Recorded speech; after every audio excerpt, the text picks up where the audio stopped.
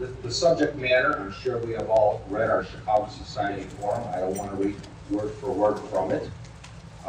If you're unfamiliar with Michael and the work that he's done and his accomplishments and the awards that he has received, without further ado, brother members of the Chicago Society, let's give a warm welcome to Michael Traison. Thank you very much for having me here tonight. I very much appreciate it, and the commercial as well. Polonia is very important to me, as is Poland itself. And those of you who've read anything about what I've been doing with respect to both of those know that I've invested a lot of energy and time in it. And I'd like to tell you a little bit about what I've done and talk to you a little bit about, I suppose, some things that you already know quite a bit about. Talking to some of you before I began meeting today, I learned a lot about certain people that are here that I talked to and their experiences. I think what I try to tell all the audiences to whom I speak, Jewish audiences and Polish audiences, I try to explain to them that there is unlikely to be found on the planet Earth any two nations that are related to each other quite like we Poles and we Jews are. We understand certain things about each other, and we interact with each other in some ways very much like a family does. And therefore, we have emotional connections. We strive with each other like the two biblical twins that strove with each other in the mother's womb. You know, there was a word introduced into the English language, at least for me, at the time of the Iraq War when it started. You remember, you used to hear about the press was embedded with a group of soldiers. I never heard the word embedded before, but it reminded me today, as I was thinking about tonight's speech, that the Poles and the Jews were embedded with each other, if you will, in this land that we call Poland. And I say the land we call Poland because you all know, more than most, that the borders of Poland have remained anything but static. When I try to explain, especially to audiences who don't have that knowledge, about what Poland is, it's very difficult. Because we're talking about the time when there was a partition, or are we talking about the time when there was a kingdom? Are we talking about the period between World War I and the outbreak of World War II?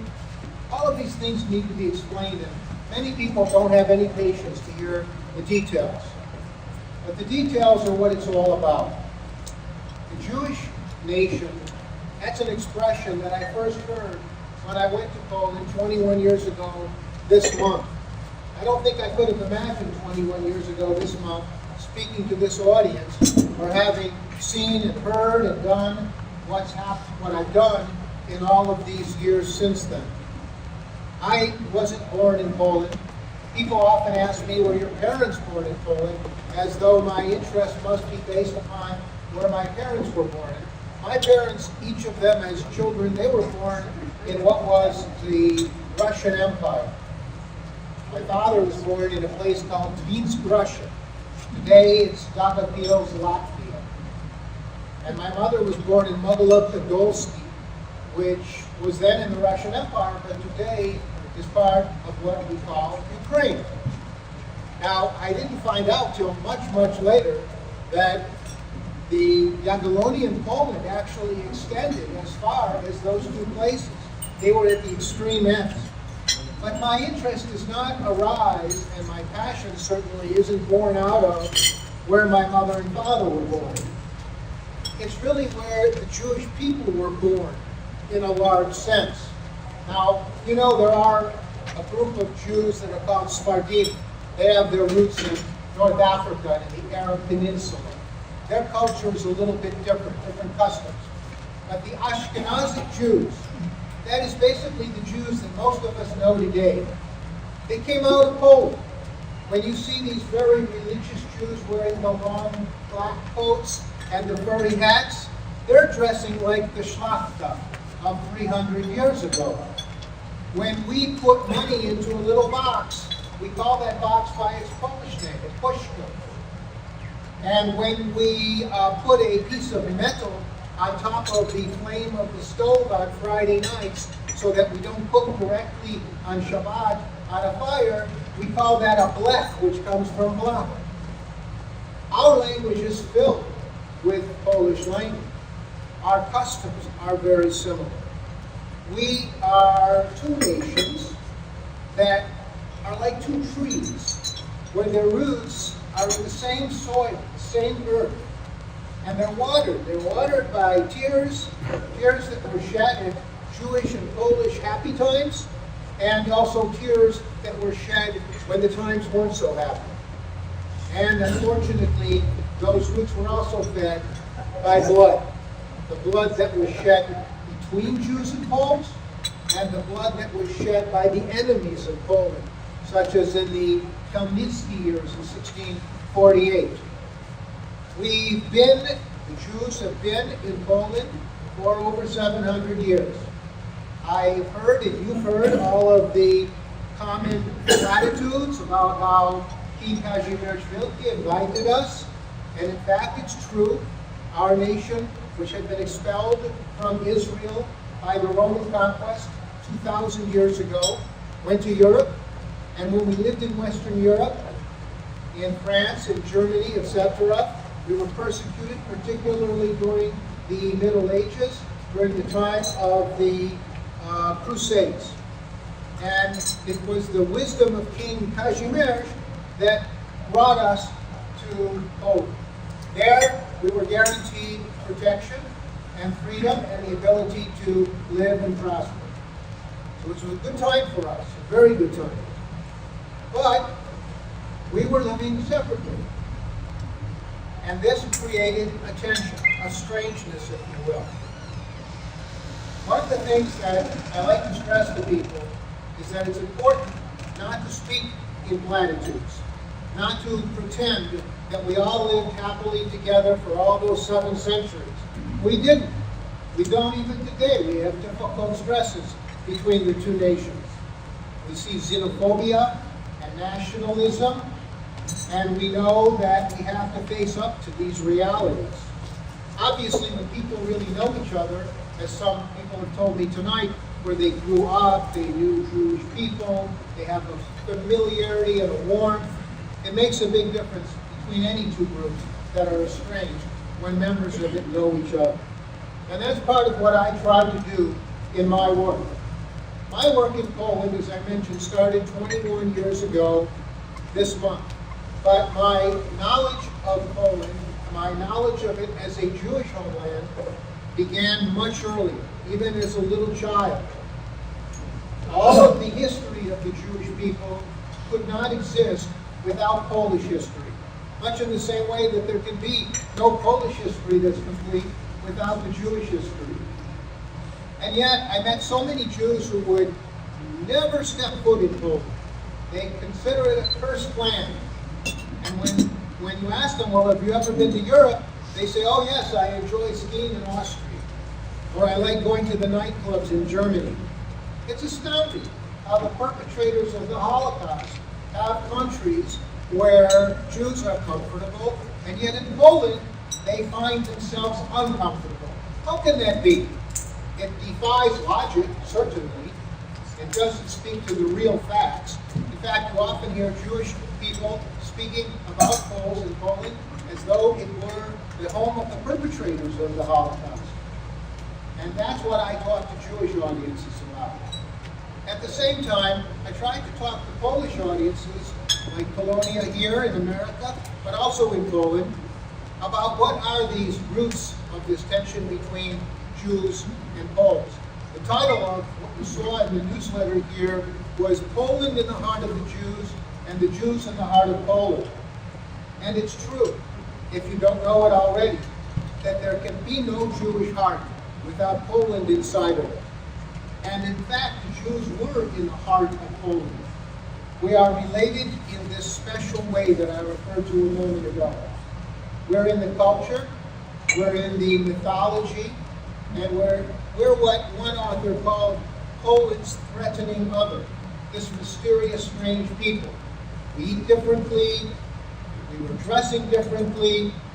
In 1939, the vast majority of Jews in Poland, Polish citizens, didn't speak the Polish language, or if they spoke it French. The assimilated Jews were few in number, although they did exist. In fact, as a sidelight, I'll mention one of the more dramatic stories about the Holocaust is about the church in the ghetto, which was the church for the Jews who had converted to Catholicism. Some of them, in fact, their parents had converted to Catholicism. And when the Germans came, they didn't care about their religion. They cared about their race. And they treated them as Jews.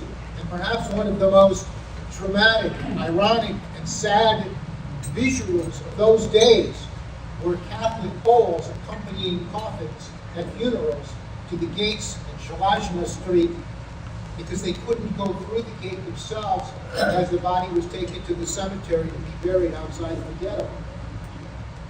These people are the subject of a book by a professor at the University of Chicago. It's a very interesting story. But our relationship is indeed something very, very special.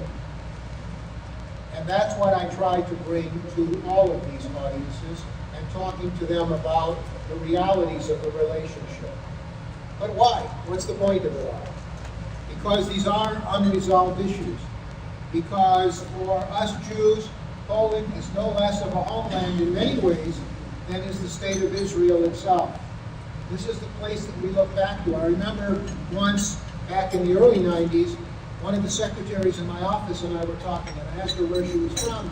She told me, a place we never heard of. People like to tell me that all the time. And in this case, it was Thelma. And I tried to explain to her that as a child, all I heard were stories about the wise men of Thelma. Some of you know these fictional stories about people who were considered to be fools. They would do silly things. But this was part of the Jewish literature.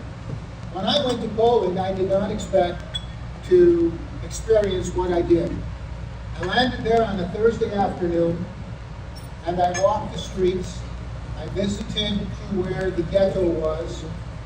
The next day, on a Friday, I took a train down to Krakow, and I visited to Auschwitz, and then Podgorze, and the area where Kłaszów once was.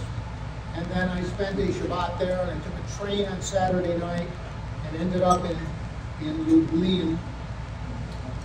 And I visited first, last was Maidan. The first was to Sobibor, but also to Velm. I went to the Piasky Forest. And when I was all done with this trip, I went back to Warsaw to Okenci and got the plane to Israel. That was supposed to be my 3.5 days. Instead, it became my 21 years and hopefully many more years, because I fell in love with Poland. When I landed, I could tell right away that this couldn't be my first time there. It was something that resonated with my Jewish soul. Sometimes I tell people, I think the year I was born in '46, when I took my first breaths in that hospital in Detroit, I must have been inhaling some of the smoke still circling the globe from the chimneys that the Germans incinerated our people in. Whatever it was, it resonated with me. But I also had the experience, as is mentioned in the newsletter, of people walking up to me when they saw me walking around wearing the kippah, and they offered to show me things. Their reaction to me was very positive. I had good experiences. I often hear about these groups of kids that go to Poland on these so-called road trips, and they love to come back with negative stories about Poland. And those of us who are in Poland all the time, including the full-time people and the part-time people, we don't know where these stories come from, because none of us experience it. Well, I realize that they probably want a refund on their ticket if they can have some kind of dramatic story to tell about anti-Semitism in Poland. And then people ask me that question, is there anti-Semitism in Poland? It's always a difficult one to answer, because they could ask me the same thing about the United States or any other country. What I tell them is that you will not need to worry like you would in Paris, walking around with the yarmulke. Nobody's going to attack you in Poland. It doesn't happen. You don't read about it. And you also don't experience in the press the kinds of things that you read about, say, in Belgium, for example. But on the other hand, I try to also explain that anti-Semitism is probably the wrong word to use. I think more likely we need to look at these terms that I spoke of a moment ago, nationalism, xenophobia.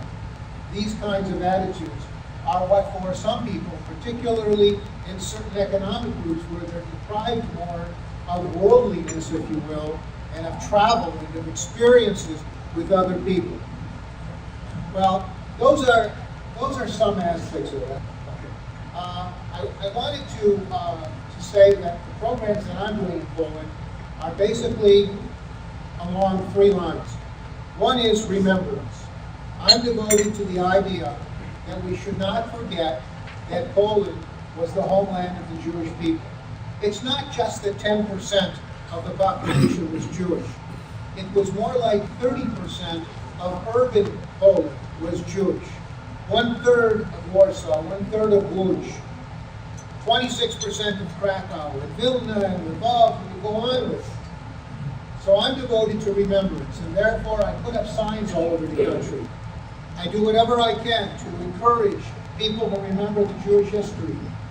A week from this Sunday at 12 o'clock in Krakow, for the 16th year, we will be producing my ceremony honoring Christian Poles who are preserving Jewish heritage in Poland. At that ceremony, we have 10 people who've been selected, and the ambassador of the State of Israel and I, and this year the Minister of Culture of Poland, will be presenting certificates of appreciation to these people who sacrificed their time, their money, and in some cases, the love of their neighbors for preserving Jewish heritage. The second theme is one of remembrance in the sense that I want people to know what Jews were. I want Christian Poles to know what Jews were. So we go to towns like Pińczów and Przemyśl and to Kraków itself and to Gdansk, and we make a Shabbat weekend from a Friday afternoon to a Sunday morning. These Shabbat weekends are made up of about 150 people. Half of them are Jews, most of whom had their roots in the town, but who fly to Poland from America, from Canada, from elsewhere in Europe, Sweden, and from Israel. And the other half are the local Catholic population, usually Catholic, some Protestant, and I guess some Muslim even. But we put together a Shabbat so that people can really get together. And the Jews who come can meet the Poles, and the Poles can see some of the mysteries of what Jews do and what Shabbat is all about. We also produce books, religious books, and books for people who want to attach themselves to the Jewish people. They're published in Hebrew with Polish translation and then Polish transliteration as well. The other aspect, which is the one I've been talking about, has to do with Polish-Jewish relations. We want Poles and Jews to know each other, to talk about the good things and the bad things, and to realize how much we share. There is no other diaspora that we lived in that we were so intimately involved in. You know, in New York, there was a comedian named Lenny Bruce. He used to say, everybody in New York is Jewish, even the Goy. And he also said everybody in Iowa is a Goy, even the Jews. And what he meant by that, of course, was that in New York, the Jewish culture is so prominent, with only about 15%, that even people who aren't Jewish know about Jewish culture, Jewish words, Jewish ideas. The same is true today in Poland.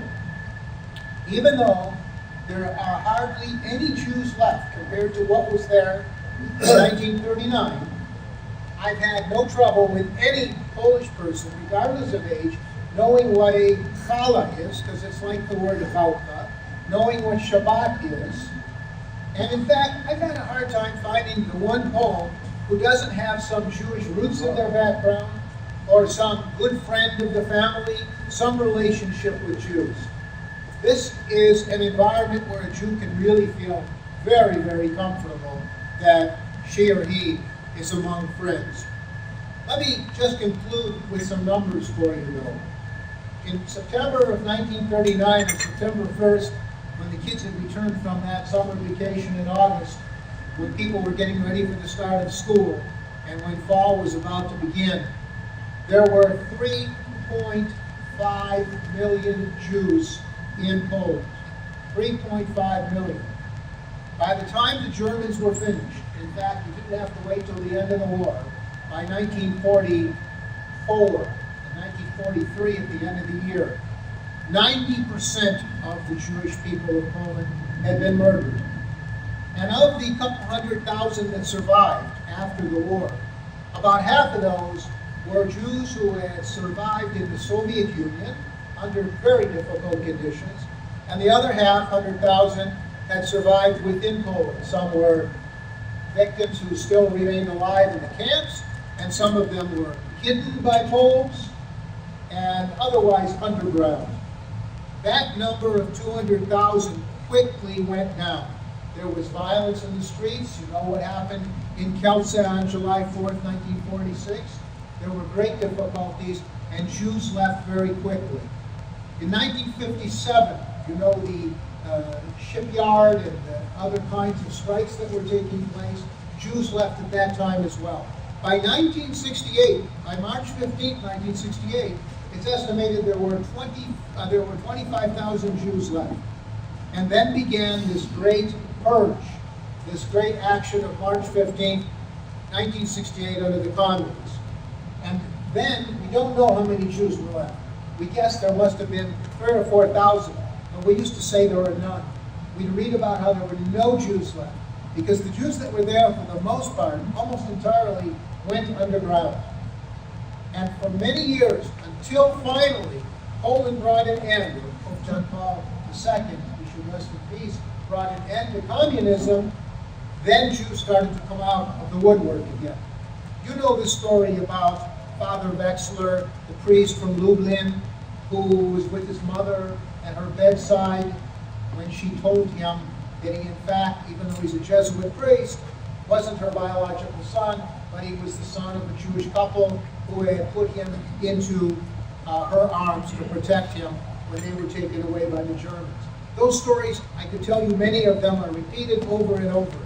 There are thousands of people, especially girls, who were hidden in convents and girls who were hidden in homes of Poles, who at the end of the war remained with their Polish families. Some of them adopted the Catholic religion. Some became nuns, just like this man became a priest. And they're there today. Many of them were so young at that time, they don't even know that they came from Jewish households. They don't even know it. There are several books. One is called At the Mercy of Strangers, which talk about this dramatic story. So in my estimation, how many Jews are there today? The only accurate answer one can say is no one knows the answer to that. No one knows. But people who are familiar with the subject usually agree that there's something between 8,000 and 10,000 people who are Jewish, who identify themselves as Jews. And that if you then go to the next level, which is people who are Jewish either on their mother or their father's side, whether they know they're a Jew or not, the numbers are in the tens of thousands. My own guess, which when I tell it to people who are even more knowledgeable than I, that there's probably 80,000 of them. Nobody says, no, that's a ridiculously high number. One last point. There are approximately, I believe, over 300,000 people in Poland today who have a Jewish grandmother or grandfather, one Jewish grandparent. That's an astounding number for a land that people thought there were no more Jews left at all. But when we talk about Jews over and over again, I'm using that word, we're not just talking about a religious group like in our country where people are different religions and we respect them for religions and we're all Americans. But in Poland, it has a much greater and a deeper meaning. I'm afraid there's just too much to talk about to get it all out in any coherent way, and I hope there'll be other opportunities. We do a program at the Polish Museum of America on an irregular basis where we try to bring Poles and Jews together to talk about these issues. And I hope the occasion will arise where you'll be able to join us. Thank you for listening.